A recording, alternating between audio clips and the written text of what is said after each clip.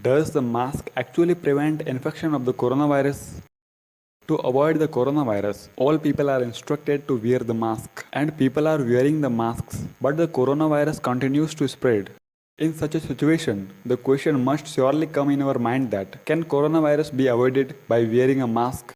When scientists started research on masks, it was found that all masks behave differently when the coronavirus is passed through them. The coronavirus is so small that it can pass through your clothes. The coronavirus's diameter ranges from 60 to 140 nanometers. A nanometer is a unit of measurement for length, just as you have with meters and centimeters. A nanometer is 1 billionth of a meter. 1 nanometer is equal to 0.000000001 meter. You can understand the virus's diameter by an example. The paper you use to write, the thickness of that paper is 1 lakh nanometers, and the coronavirus's diameter is only 100 nanometers. You always need a microscope to see this virus. When you use a mask made of cloth, there is an 83% chances that you may develop a coronavirus infection. When you use a double layer mask, there is a 53% chances that you may develop a coronavirus infection. When you use the N95 mask, there is a 21% chance that you may have coronavirus infection.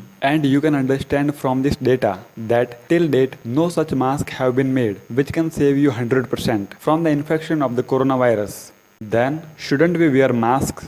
When you wear a mask, you are 70% less likely to have coronavirus infection compared to a person who is not wearing a mask.